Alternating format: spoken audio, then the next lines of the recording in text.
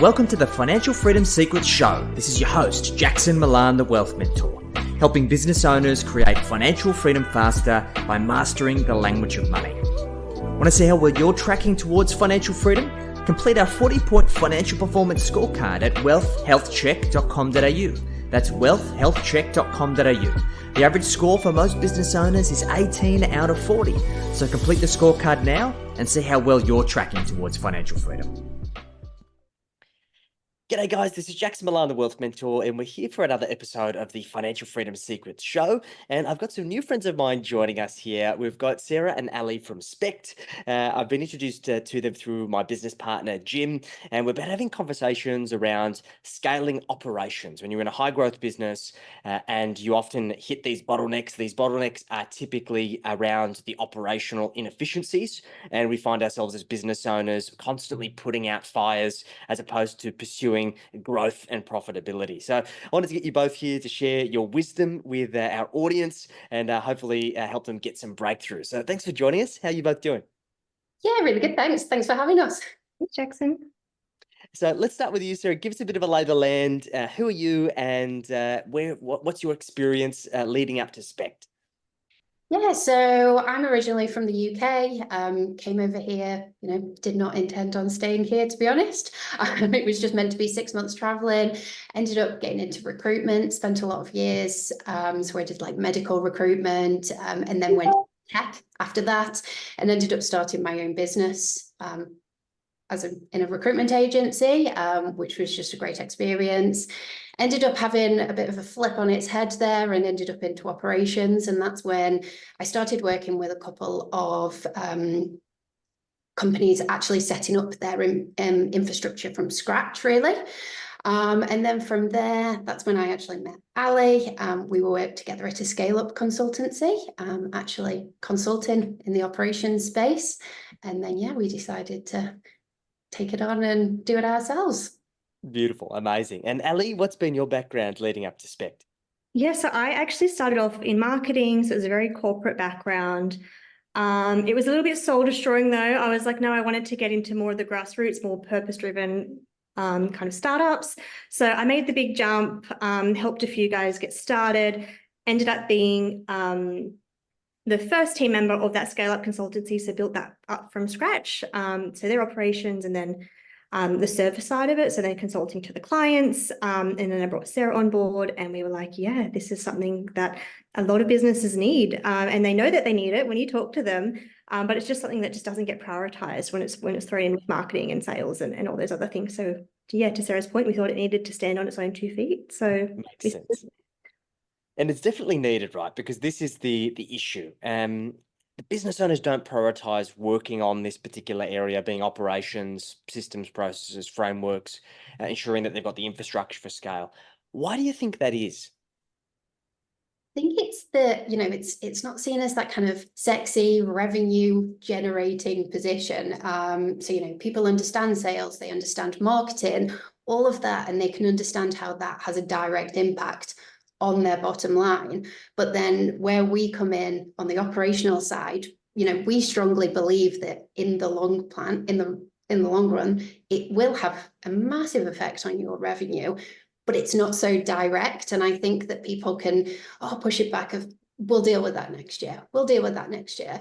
And all that means is that, the problems keep building and then they're harder to tackle. And then the harder they are to tackle, it's just that easier bit to push it further away.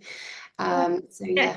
I think what business owners don't necessarily understand is that to increase your sales and your marketing, you actually need really strong operational infrastructure in underneath that. So you need the people and you need the systems to handle all those leads that come in and the customer support queries. So they actually go hand in hand, but they're treated very separately. So that's kind of what we aim to do is when we go in, we ask about business owners' goals for both their personal lives and their business, and then we work back from that. So we say, to achieve those goals, these are the operational changes that you need to make to set those foundations up to achieve them. Makes sense. And Aly, when you speaking to those clients and you're analyzing their business, what are typically the biggest operational bottlenecks that you see? Look, a lot of the time, one of them, for example, could actually be the business owner themselves. Mm. Maybe trying to wear all the hats and do everything, and maybe they're a little bit reluctant to hand the reins over to, you know, a team member. And so that's definitely something that we see time and time again. Sarah, what about from your view?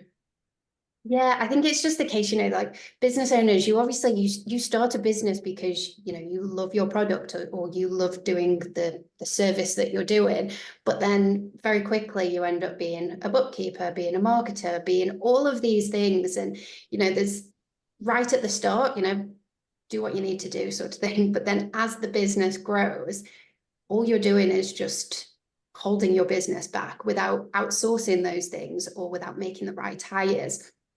Because chances are you're not a very good bookkeeper, you're not a very good marketer, and there are people out there that can do it a lot better than you. And then you can just spend that time focusing on what you should be doing, basically growing your Makes business. sense. And this can be super overwhelming, right? Because there's so many operational things that you could be focusing on at any particular point in time. What's the thought process and the strategy that goes behind choosing the right operational thing to optimize or focus on? So I think it always comes back to the goals. So that really helps us, because then when we look at systems, okay, so what systems are going to support these goals? What is the team that we need to put in place to support these goals? So this is what the team looks like now. What does it need to look like in 1, 3, 5 years? What does the structure need to look like? Do we need to promote people? Do we need to get new people in with new skills? So it really comes back to those goals, and then we can easily assess the rest off the back of that. So for example, a lot of the business owners we speak to, they say, oh my gosh, I want to be able to take a holiday. I want things to be able to run without me. So like, great, with that brief, we need things to kind of run by themselves. We need to empower the team to make some decisions. We need to put some automations in so that, there's less touch points and less, physical, like manual entry of things. And we kind of just work back from there. Makes a lot of sense. And I think this is the important part, that you need to get clear on the destination before we can work out the appropriate vehicles. And that's the hard part for so many business owners, that they're making decisions based on what's presented to them at that particular point in time without thinking about the grander plans, right, of what they're actually trying to achieve. And ultimately, business owners end up creating this job for themselves and end up becoming a prisoner to their business. We see it all of the time. Oh, for sure. Yeah, we go in so many times and there's all these disparate systems, and it's like, oh yeah, this person, they used that one before, so that's why we introduced this one, and we're on the free trial of this other one, so we need this other system to complement it, and that where they end up kind of doing things reactively. So when you take a step back, it's just a little bit of a mess. So rather than making intentional decisions around your operations. Makes sense. And I guess the other part to this is really, most business owners might think that changing these operations can be super chaotic. So from the sounds of things, when you start working with a client, you get clear on the strategy and their goals of what they're trying to achieve, you identify the priorities. And then when it comes to kind of rolling out the operational initiatives, what's your process for supporting that to kind of minimize friction and to maximize the impact in the businesses that you're working with? Yeah, so how we like to work with clients is to start with a goal setting workshop, and that's we love to bring the full team in on that. So it might be that we give questionnaires beforehand so we can get an idea of what the team think of their roles and where they want to be as individuals. Sit down and actually work out those goals together, and then from there we can then map out. It could be a year, 2 years, 3 years of exactly how we're going to achieve those things. And then from there, we can decide, well, if a system needs setting up, it might be better for us to just do that on the side. We can get it set up. We can import everything. We can set up all your automations, your integrations, and all of that. And then we just come in, train your team, and then kind of send them on their way. So there's certain things like that we can really set up very independently, and then actually just hand over the reins, rather than, half the time when, teams try to do it internally, they're doing a little bit on Friday afternoon and then they've forgotten about it until the following Wednesday, whereas they come in at it with it as a fresh perspective, really. Yeah, so to Sarah's point, it's really important to involve them in that process, because then the team gets the buy-in and they get motivated as well. And we also find little gems throughout that process. So we also find, oh my gosh, this person's a customer service superstar. let's base some of their role around that. So we kind of, it gives us a really good insight into the team and how people work best and how to get the most out of them. And also, make them happier and more fulfilled in their roles too. So it's a win-win. Makes sense. Great. And is there a certain size of business whereby this becomes really the main priority of the area that need to be focused, or are there other symptoms or telltale signs that that a business owner needs to be prioritizing this type of strategy and these kinds of initiatives in their business? Oh, I'd say, to be honest, for us, it's mainly say about 5 to 50 employees is a good kind of point to be focused on that. Anything less than 5, it's again just a bit of a general rule, but less than 5, you're probably kind of going along and you're okay. But then once you hit 5, managing that many people and managing the operations for that many people starts to just get daunting. And then, if you've not got those systems in place, it can very, very quickly become chaotic. And then after that 50 mark is a general point where you probably just need somebody full-time, and you really need to focus on that as a full-time position, really. Yeah, it makes a lot of sense. Point as well is, especially when you're starting out or when you're just starting to grow, try to make operational decisions with. So the thing that Sarah and I used to always ask ourselves when we worked together in scale-up agency was, will this scale with us? If we put this system now, will it still serve us when we're 20 people, 30 people, 40 people? So just kind of having that mindset as you're making decisions rather than just choosing things that work for you now will definitely go a long way. Yeah, I get you. And I think that's the thing as well, right? As you continue to grow, sure, you want to try and build that in, but systems are inevitably going to break and going to need to evolve and improve. So I think it's important to being nimble as well. And I think that's something that we've tried to prioritize as we've grown and scaled our business. That sometimes you just got to go back and rebuild things. And I think it's about having the support or the triggers to know when things need to be rebuilt as well. Because I'm sure you see all of the time businesses that are running on archaic systems and processes that no longer serve them, right? Yeah. I mean, we kind of explain it as like, when we go in and do these kind of projects with people, it's a little bit like an elastic band. You just have to pull back and then you can project forward. But if you don't do that, the company becomes stagnant, and you actually can't have that growth that you need. Yeah, so to Sarah's point, when we say pull back, we mean you're taking that time to document the processes, document job descriptions, get everything on paper. And yet it might feel really like laborious to do that. And oh my gosh, I don't have the time, it's going to take me ages. But, when it comes to onboarding new hires, that process becomes so much smoother because they've just got a document that they can refer to, and you don't need to, sit with them every time. So investing that time up front will save you a lot of time down the track. And Jackson, I know you mentioned triggers. So for us, a really good trigger for operations is if you get to a point where, you're spending way too much time on admin. If, we've talked to clients and they're like, oh my gosh, like admin is my whole job. That's a red flag. And that's when you need to be looking at your operations, because nothing should be taking you that long in admin that it's taking up a lot of your time. So that's where we talk about integrations and automations and just making things a bit quicker. Makes sense. Look, even we've found that ourselves, and we see this in our clients. If you get stuck in the low value tasks, there's no time for the stuff that actually propels you forwards. Yeah. Operations are super important, but that's like working in the business stuff, right? And we all know the cliche, you got to make more time to work on your business. But like in your experience, as a percentage, on average, before your clients work with you, how much time are owners really spending on growing their business when they're stuck in the chaotic operations? Sometimes such low percentages, honestly. I mean, we're talking to business owners at the moment, and they're still in the position of, if they're visiting a customer, they're doing the text beforehand of, we're coming to site now, and all things like that just eat into your day and eat into your mindset, to be honest, because you're just so logged down with all of this admin, writing out quotes all individually because things aren't automated, systems aren't there to actually support you. So then when it gets to the end of the day, they're like, oh, I just need to clock off for the day, or I just need to do 10 more quotes. Like, there's not actually that time to be excited about the business and excited about the growth, because you're doing admin and that's... It feels like everyone's just keeping afloat. Yeah. Yeah, so we love that when we can come in and we can have those, goal setting workshops. We kind of see the spark, come back into the business owners and inject that new life in the business, because they're so bogged down in that day to day. They think, oh yeah, this is why I started a business, or this is, oh yeah, I can grow and I can make more money or hire more people. Or so yeah, it's really rewarding, that part of the job. And it sucks when you're stuck in that, because you can't see the light through the trees, and it's so soul crushing, because this is just the mundane, boring, let's face it, sometimes horrible stuff that we just really don't want to do. It's not why we got into business in the first place.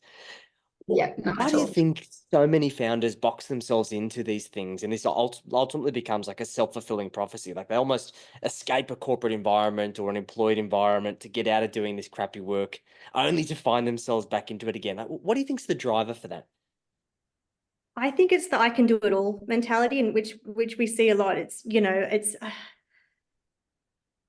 sometimes it's hard to ask for help, but the businesses that we find are really successful, like they're not afraid to outsource things or say, I know I'm not good at this. I need someone to do it for me.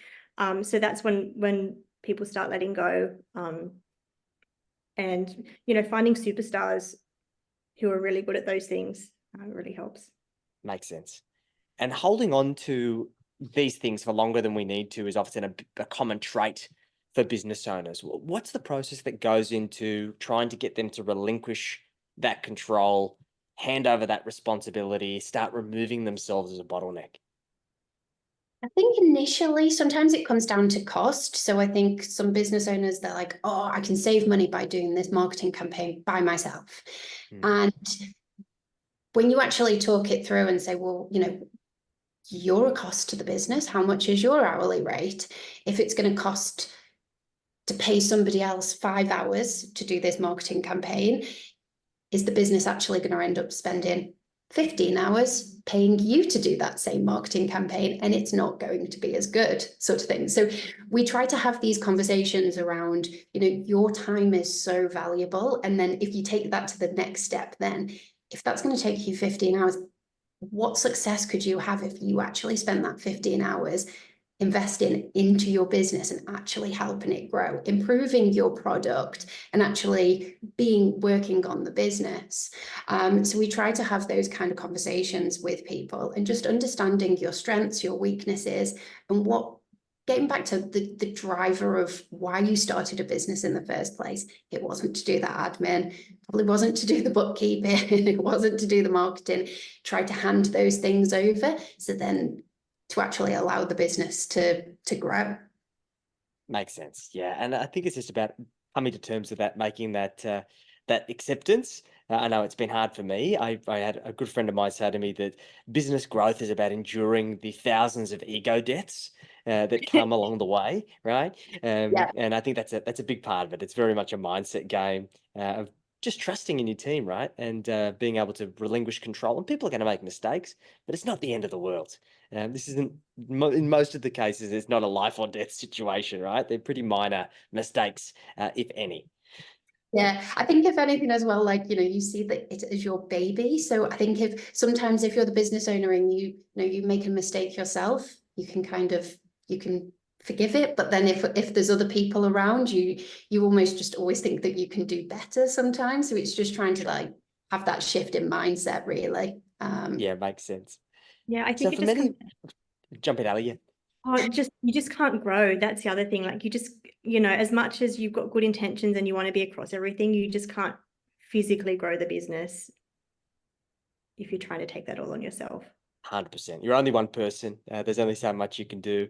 So that's very important. Now, for many of our clients, they have an office manager or a practice manager or an operations manager or general manager or whatever the title may be. And they may be thinking, well, this is what I employed that person to do. And I'm sure you've encountered a lot of these kinds of managers, these middle managers in organizations. How often are they really doing this kind of work on the business process optimization stuff as part of their core role? Or is it that they're actually caught up in the business as usual and just putting out fires, that they aren't really doing this kind of work? What's your perspective on that? Oh, 100% the latter. So before Sarah joined me at the Scale Up Consultant, that was me. I was in the day-to-day. I was, raising invoices, running the team, all these kind of things. So when I got Sarah in, she was like, why are you using this project management software over this one? This one's, so much better. Do everything. Like, so you're just keeping things going when you're in that role. And I've got so much respect for the person in that role, by the way, because it is not an easy role, and you're the go-to for everything. You just become the person that, the whole office relies on just for every kind of random query. So they're probably spending their days answering all these questions, making things run smoothly. So I completely understand that they don't have that capacity to be able to look at things objectively and say, how can I improve this? And I guess that's where kind of Sarah and I come in with that fresh lens, when we can just look at how things are running. Oh, there's a better way of doing that.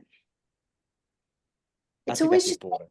yeah, just getting that fresh perspective is so important. Even when it comes to the goal setting and moving things forward, if you've worked with a team for X amount of years, you've got that kind of preconceived idea of what they want, what you've made assumptions about them. Whereas when we go into a team, we ask these questions and we say, what motivates you? Do you want a pay rise, or do you want Friday afternoons off? Do you want more flexibility in your work? Do you just want a thank you and a well done and you've done a great job? Some people are really, really motivated by that instead. So all of these things, we come in with just a very unbiased, fresh perspective, ask the questions, and then try to, we make those recommendations and we help the team to achieve those goals based on that, rather than being kind of stuck in the trenches, fixing the printer and the rest of the things that usually those kind of office managers end up doing.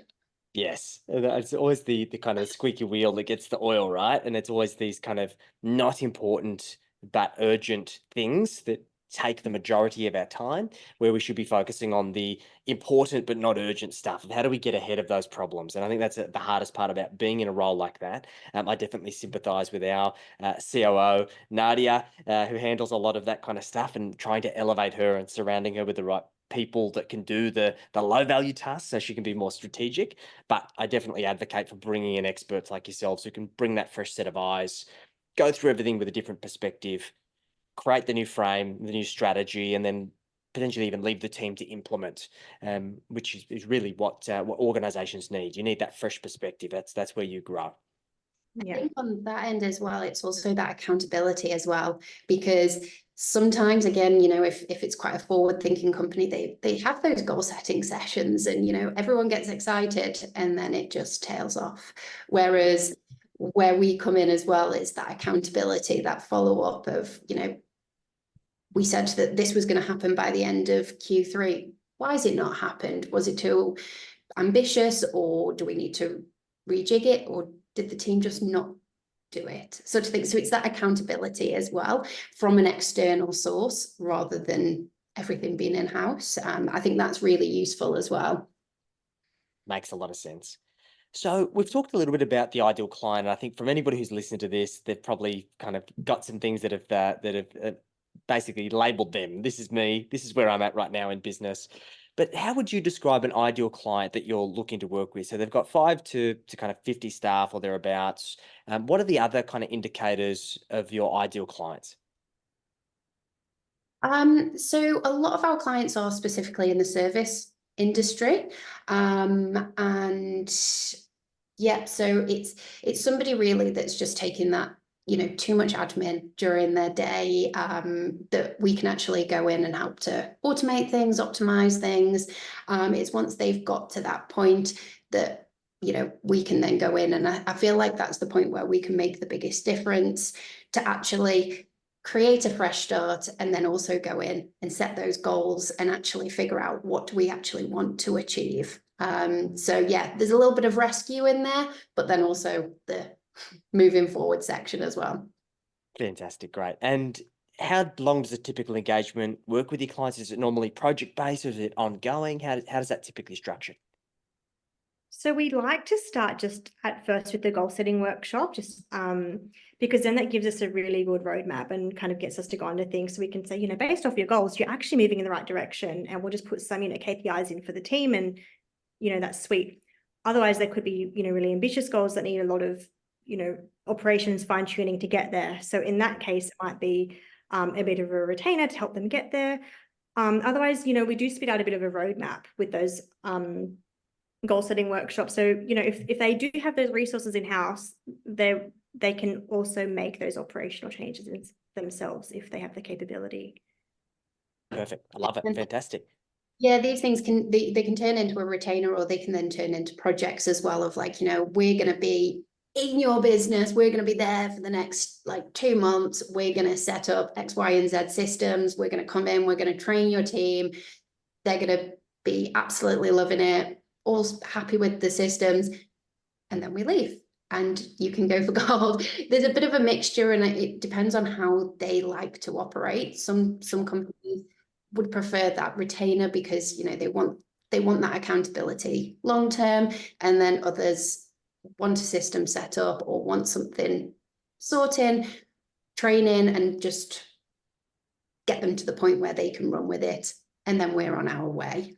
So yeah, there's kind of the two main ways. Perfect. I love it. So if anybody's listened to this or watched this and they're interested to chat with you ladies about how they can get some operational help, a little bit of lifeline, the strategy, the roadmap, the support, how are they best to get in touch with you both? Yeah, so we're on LinkedIn and Instagram. So yeah, LinkedIn is just an aspect page, or you can search us individually. So Aly Nicolau or Sarah Clayton. Beautiful. We'll include the links in the show notes. And if each of you had to give one last pearl of wisdom to summarize our chat today that people can take away and go and chew on, what would you share? I'd say to try and not get the operations of your business too far that it's too much of a rescue mission. Kind of like we said before, if we set these things in early enough, then it's not too much of an issue to actually run with it long term. So identifying those flags when they're more at an amber rather than a red, and then we can set up the systems to actually grow with the business. Great advice. How about you, Aly? For mine, again, I sound like a broken record, but it comes back to those goals. And it's not just your business goals, but your personal ones. So if you know that you only want to work in the business 1 day a week, or you only want to work on a certain part of the business, if you want to make sure that you take the kids to school or that you come home for lunch, make sure you build that into your business goals as well. And we can structure the operations so that you can make that happen for yourself. Great advice. I think we need to be a broken record on this stuff because we get caught up and we don't think about these goals as often as we'd like. So we harp about that all day, being in the wealth and the profit space. It's so important. So I'm glad we're aligned there. Ladies, I appreciate you making the time. And guys, if you've watched or listened to this and you've got some good ideas, remember a good idea in principle just remains a good idea until you implement it. So go and take some action. If you want some help, reach out, and look forward to helping you get this dialed in. Thanks again, and we'll catch you next time.